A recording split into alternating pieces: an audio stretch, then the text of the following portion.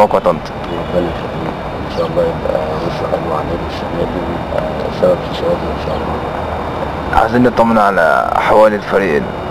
يعني الحمد لله رب العالمين، الفرقه في بدايه فصل الاعداد الامور كلها ماشيه بخطى ثابته، وزي ما احنا مخططين وقلنا ان احنا نعمل معسكر هنا احسن من هنا بره، لان زي ما انت شايف الملعب تحت امرك في اي وقت، التراك بتاعك، الملعب بتاعك، المطعم كويس، الدنيا كويسه، وهتليفون بره كمان اللعيبه اللي هي مغتربه اللي هي جايه زياده.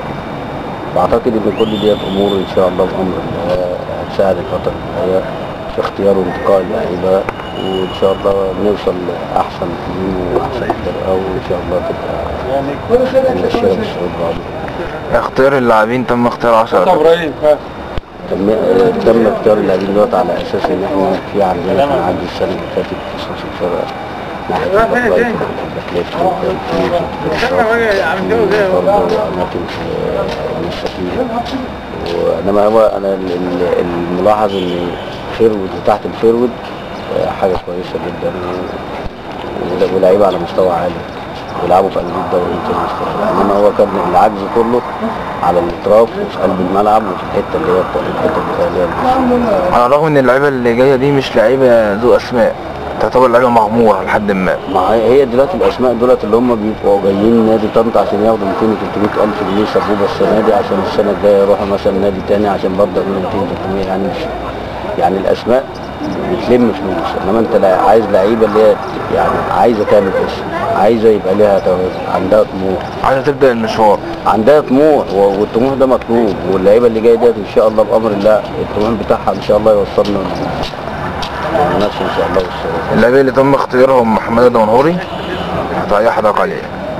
هو تم اختياره بناء على لجنه الكوره لما قعدت معاهم في اول مقابله معاهم، هم طلبوا مني الباشمهندس حسام الكل والكابتن شوقي والكابتن فؤاد طلبوا مني ان كان في لعيب معاك عشان اقول له لعيب كويس قوي تحت الفريق. قلت له محمد الدمنهوري، قالوا لي ايوه احنا عايزينه، احنا معجبين بيه وكورته حلوه واحنا ينقصنا لعيب زي ده في الفرقه.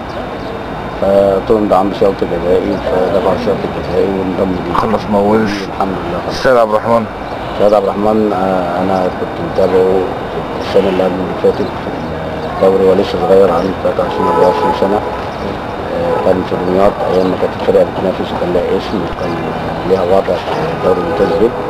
فالسيد عبد الرحمن لفت نظري لان لعب في كذا مركز في المباراه دي، يعني كان بادئ راس حربة، وبعد كده اتصاب الراجل بتاع نص الملعب لعب ديفندر، وبعد كده لما نبروه تفوقت يعني وجبنا 3 اجوان ورا بعض، فالراجل قام جاي سحب الراجل هو المساك ورجعه هو مساك، وبعد كده كان بيعمل هجمات علينا عنصريه، فمن واحده منهم جاب قد يكون لاعب جوكر بالظبط. وبعدين يعمل لك حلول في الملعب، يعني هو لو في الملعب انت ممكن يمكن حتى انا في يعني حلول فرديه لو كويسه اول مره تتميز بيها طنطا من سنوات كتير. يعني هو اللعيب اللي هو بيبقى عنده اكتر من حل ويلعب في اكتر من مكان. ربنا يخليك، ربنا يخليك. انا وشايف ربنا يبارك لك يا عشان ده بيعمل لك حلول، ما بيعملكش مشاكل. يعني انا مثلا في التمرين امبارح لو انتوا موجودين امبارح كنت بلعبوا راس حرب، وفجاه الراجل المساك اتصاب وانت جاي مرجعه مساك، وشويه ممكن اقوم جاي مطلعه تاني الفيلم. فدي حاجه كويسه، يعمل لك حلول في الملعب. وبعدين هو في الثلاثه بيجيب فيهم، يعني سيبك من حته هو ممكن ما يجيبش جوان، بس هو يخلق لك فرص. ليه؟ لانه مقاتل، وبعدين قلبه ميت على الكوره، وبعدين من النوعيه برضه ان هي في الاول وفي الاخر كورته كويسه. سمير عبد الحق. سمير عبد الحق انا ما اعرفوش، هو ناس كلمتني عليه وقالوا لي ان هو كان لاعب بالمسوش الترسانة السنه اللي فاتت، وهناك ما بيلعبوش كوره وهو عايز يلعب كوره، وما صدق ان انت مسكت فرقه نادي زي نادي طنطا ربع طويل وان عندهم طموح بالصعود والكلام ده، فهو عايز يلعب معاه. فقلت له اهلا وسهلا بيك. لما جه وشفناه لفت الانظار، لعيب كويس قوي، لعيب راقي جدا. في ميزه مش موجوده يمكن في لعيبه بتلعب في الدوري الممتاز، ان هو لما بيروح على الخط قبل ما بيعمل الكروس بيشوف هعمله لمين، مش بيعمله هباء ان هو بيعمل هو باك رايت. باك رايت. انا شفته امبارح لعب كام لعبه كده بص جمال قوي.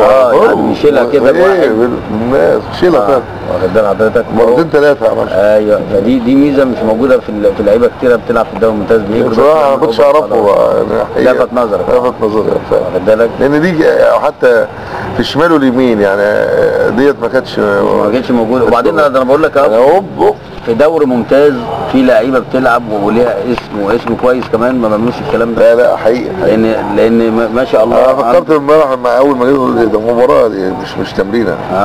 لان الحماس الجديه وبعدين اللاعبات متقنه فعلا. معلش كمان يعني كل ما بيوصلوا بصوا في نفس الثانيه اللعيبه شالوا الجو جول حتى حلو يعني. عبد الله عوده كابتن عبد الله عوده جه عادي الاختيارات عادي ولقيت كورته حلوه قوي. وطبعا احنا عندنا برضه عجز في حته الباك ليفت فخليته معانا وجه عليه بتاع حوالي 15 واحد باك ليفت. بس هو متفوق في حته ان هو بيرفع عينيه برضه، الكروس بتاعه كويس قوي، بيلعب الناس مهاري قوي يعني قريب قوي طريقته من سيد معور. دي مطلوبه يعني. محمد اسلام الوحيد اللي احنا اللي برضه يعني هو جالنا بس ما نزلش الملعب لان في جراند اوتيل وفي ناس كلمتنا عليه وقالت لي ان هو لعيب كويس ولعيب مقاتل ولعيب حماسي قوي والكلام ده. برضه دي برضه شق مطلوب يعني. انت عندك تبقى المهاره وعندك القوه وعندك الحماس، يعني الثلاثه لما تدمجهم مع بعض يطلعوا لك في الاخر فرقه كويسه. هو بيلعب في اكتر مكان برضه، باك ليفت ممكن اقف ناحيه الليفت، ممكن في راس حربه تحت الفيرود، فبرضه جوكر يعني. شارك لمعظم اللعيبه المقاتلين ده يرجع لانت شخصيتك انت ممكن تلعب كده بامانه؟ لا انا ما كنتش مقاتل. لا انت كنت حماسي. ماشي حماسي بس انا في لعبي ما كانش مقاتل. ليه؟ لان انا كنت بتخترق وحماسي لا دي عشان اجيب اجوان. طيب ما اختراقات دي برضه كانت فيها قوه بالزبط. يعني قوه بدنيه عاليه مش اي حد بيعملها يعني. كونك انت تعدي من كام واحد وتصميم على الكوره دلوقتي يا استاذ صالح بالامانه يعني المفروض لازم يبقى عندك قلب وحميه. ايوه ده اكل عيشك دلوقتي. وبعدين ده حاجه يعني بالظبط انت بتدافع عن شرف يعني مش هقول لك بقى يعني واحد مثلا بيخش او يجي يلعبك هنا يوم جاي مثلا كسبان وانت ماشي كده يعني بالبلدي بقى انت ما بتحبش الخساره. لا خالص انا اخسر بس طالما عامل اللي عليا دي خلاص بقى. انا كده ضربت على موضع في وسط المولد على قفايا مش هبقى خسران مثلا وابص تلاقي التاني خارج يهرج ويضحك والكلام ده. لا ده انا ممكن اموت، ده ممكن انما هي الموضوع ان انت دايما تخلي اللعيب تحت مسؤوليه. ايوه المسؤوليه دي ان انت اعمل اللي عليك والتوفيق ده بتاع ربنا. بس عشان يعني احنا ايام ما كنا في الاهلي او في الزمالك كان في ماتشات بنخسرها الجمهور كان بيخرج يسقف لك. ايوه عملت اللي عليك. في ماتشات بتكسبها وانت زعلان تضربك وتوصل لك وانت كسبان. ايوه يعني واخد بالك. هو الطبع ده موجود في جمهور الزمالك. الجمهور ده نفس الوضع ده في جمهور الاهلي برضه مش في بعض الجمهور الكبيره كده. بس طالما ان انت عملت اللي عليك انا بقول لك بتعمل اللي عليك الجمهور يخرج ويقوم جاي مسقف لك نفس الوضع. ساعات الجمهور لما مش فاز حضرتك بتقول لي الهزيمه وعاملين عليها عادي خالص. لما تبقى العكس ما يبقاش فرقتك. انما ما تسمعش بقى الواحد يجي مثلا بطن على قفاه زي ما الاستاذ صلاح ويمشي وبعدين تبص تلاقي اللعيبه لا مبالاه عادي خالص عادي يضحكوا. لا تضحك ليه؟ ده انا ممكن اقوم جاي موقع عليهم مثلا دفعه ما ياخدهاش لغايه ما يرجعوا لصوابهم تاني. وممكن يبقوا خسرانين بس شكلهم كويس وعاملين اللي عليهم وتعمل لهم مكافاه ايجاب. تمام. ومكافاه ماتش. محمد راجح انا ان شاء الله بامر الله بس ده مش للنصر ده ليكوا. انا بقول ان مش للنصر. طب دي واحده